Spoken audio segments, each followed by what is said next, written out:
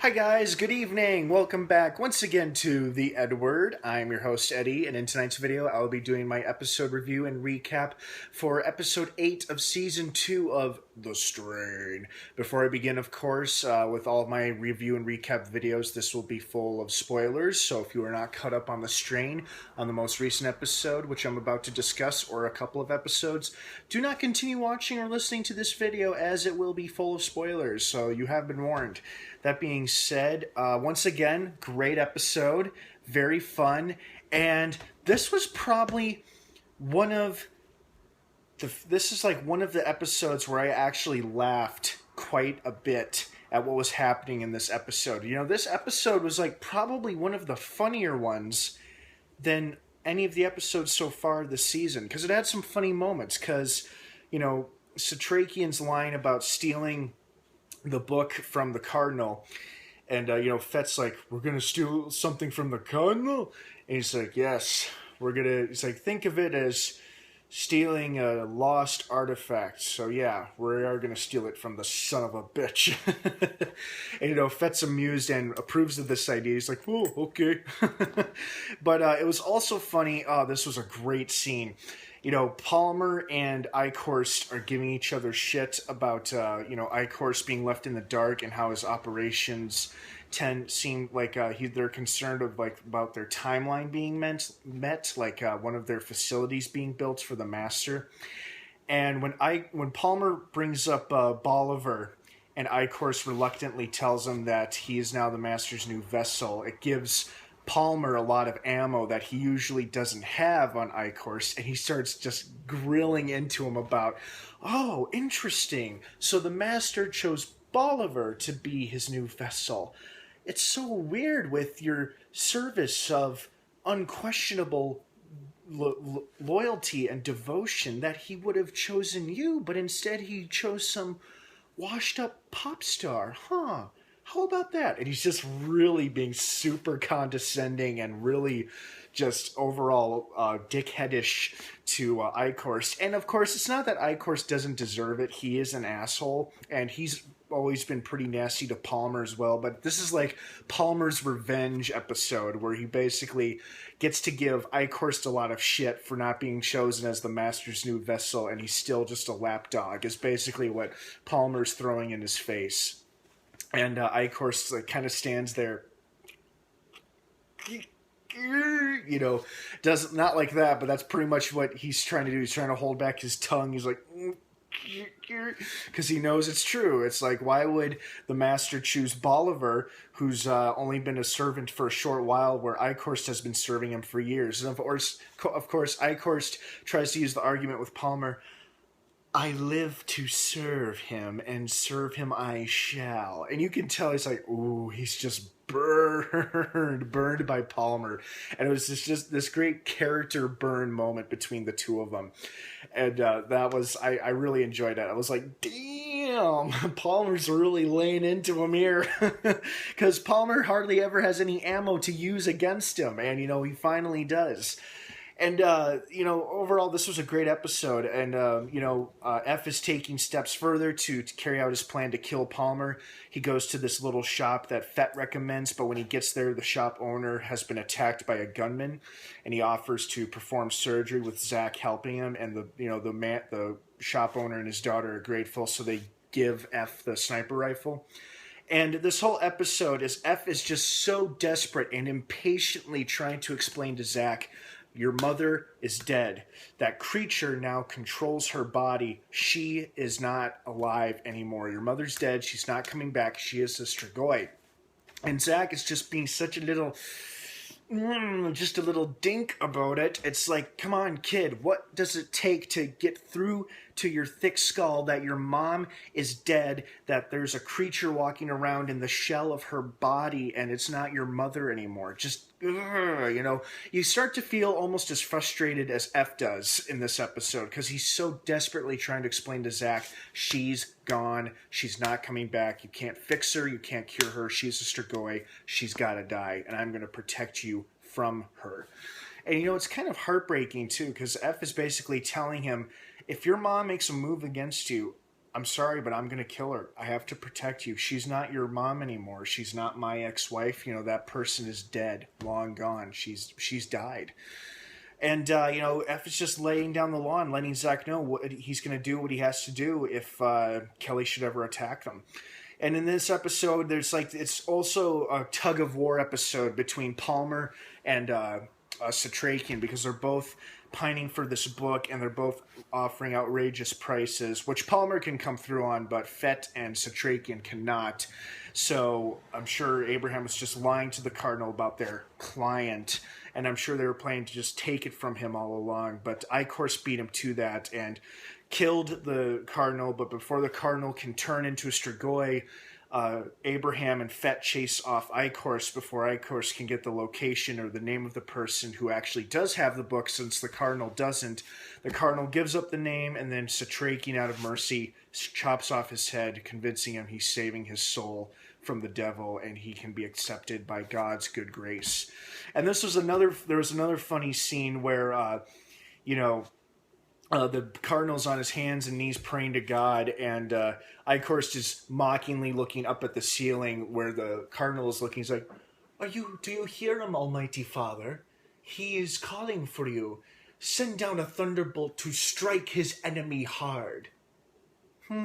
I guess God has better things to do. He's just mocking him the whole time. There's a lot of mockery in this episode, and that's what made it pretty funny, was all the mockery going on between characters who hate each other. Between Icorst and Palmer, and then the Cardinal and Icorst. It was fun. It was good character chemistry. And finally, Quinlan confronted at first, but he acquainted himself with Gus, who just happens to, at that very moment, gain Angel's trust and respect. And Gus tries to convince the Guptas, that's their name, the family who owns the Indian restaurant. He tries to convince them they have to get out of the city. They're gonna be looted or attacked by looters or Strigoi, because Gus and Angel were out on a run earlier, and they go to the food warehouse where it's been completely ransacked and burned out. And Angel realizes Gus is right, is that this is going to eventually happen to the Indian family's restaurant. So they convince the family that they have to go. The dad takes a little convincing, but his wife and daughter convince him this is the right move to make. We need to get out of the city. We need to leave before we're attacked by other people or Strigoi. So right as, they're about to getting ready to leave, Gus then meets Quinlan. And it turns out Quinlan is the son of a bitch who trained Vaughn, because he makes a reference to Vaughn saying, Vaughn trained you. Did he ever tell you who trained him? It's like, oh, okay, that's interesting. So maybe Quinlan is the original founder of the Sun Hunters, and the Sun Hunters ended up serving the Ancients, and Quinlan just went on his own, just being an independent badass. And he's basically trying to get Gus to join him and help him kill and find the Master, because he knows Gus is aching for vengeance too. And he also brings up a good point to Gus, referencing his dead best friend and his dead mother, says, if you really want to protect this girl and these people that you're trying to get to safety, you will actually leave them. Leave them alone. Get them out of your life, because if the Master finds out about them and he finds you, he's going to hurt you by killing them or turning them into Strigoi. And Gus is left with a tough decision, because he's just promised this girl and her family and Silver Angel he's going to get them out of the city. Another funny line. He makes reference to how his people have been crossing borders since Texas was first formed. I'm like, wow, okay. I mean, it's funny coming from... It was pretty funny just coming from him. It was just unexpected. I'm like, oh, okay, that was pretty good. But it was, I was like, okay, well played. That was funny. But now Gus is torn between leading these people to safety and smuggling them out of the city, or aligning himself with Quinlan and helping him find and hunt down and kill the Master. And of course, Gus is starting to develop feelings with this girl, and oh, what a big shocker, they ended up kissing each other. I was like, okay, saw that coming. That's been they established a mutual attraction between the two of them a few episodes ago, so that's not a surprise. But now Gus is going to make forced to make a decision. Does he carry out with his original promise to get the family and Silver Angel out of the city, or does he align himself with Quinlan? We'll see. And it's a good thing that those two have become acquainted, because it was inevitable that Quinlan was going to find and track down Gus and try to convince him to rejoin the search for the Master. But Quinlan, I think, is a lot more patient about it than Vaughn ever was. And hopefully we see Vaughn again. They're hinting towards that Vaughn and the rest of the Sun Hunters are indeed dead. But I'm really hoping here that they're not, and they're just badly burnt and they're captive somewhere, being held captive by Palmer in some secret location or something. But maybe they are dead. Maybe we won't see them ever again, or maybe we won't see them in this season, or maybe they'll pop up before the end of season 2. Who knows? But overall, very good episode. And of course, how could I almost forget a big scene where now Kelly has revealed, as Kelly has now found out, thanks to her 2 feelers and a really interesting way of smuggling themselves into Red Hook. Kelly is now disguised as a human again, thanks to I-Course helping her put on makeup, just like he does with himself. And she has enough of her willpower to earn her voice back and talk and think for herself to a limited degree. She smuggles into Red Hook when the cops are distracted by the van behind her that's full of Strigoi. And I'm sure that was part of the plan to get her into Red Hook, because they tell her to drive, because they're trying to kill the Strigoi that are in the van behind her car. So she gets into Red Hook while her fellow Strigoi basically sacrifice themselves to complete her mission. She pops open the trunk, and sure enough, they're the last 2 feelers, the 2 blind kids turned vampires. And they manage to track down Zack to Fett's apartment, and they break in, and there's a lot of shooting and stabbing going on, and there's this great kill scene where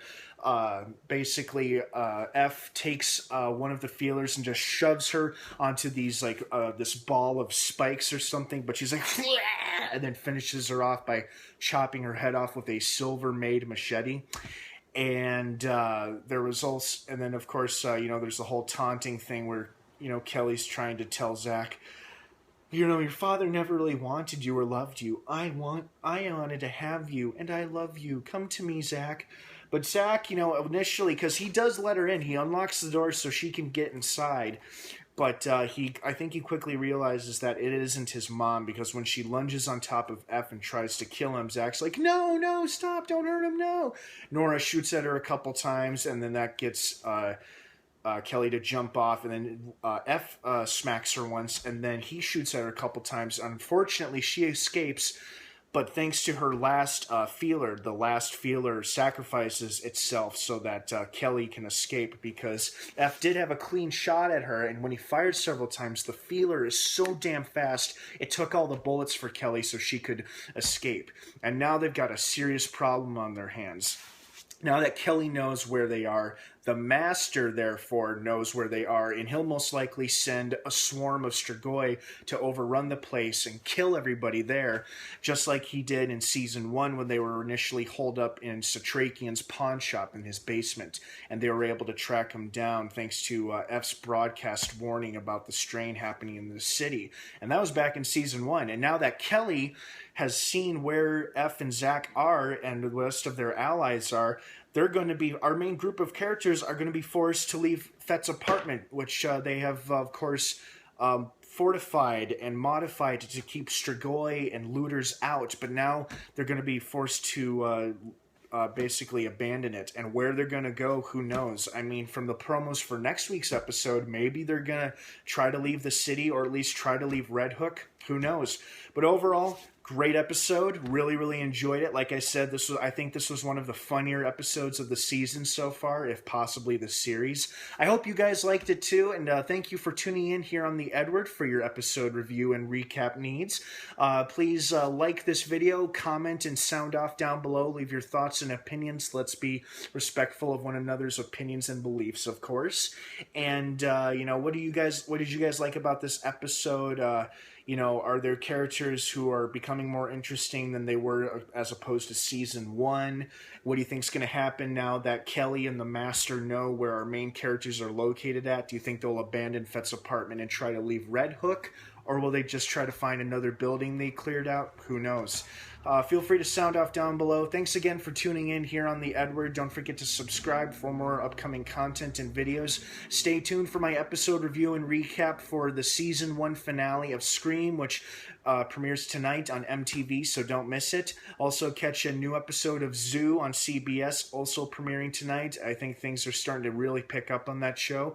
And overall, yeah, thanks for tuning in, guys, and have a great rest of the night and a great week. And, of course, until next time, may the Force be with you.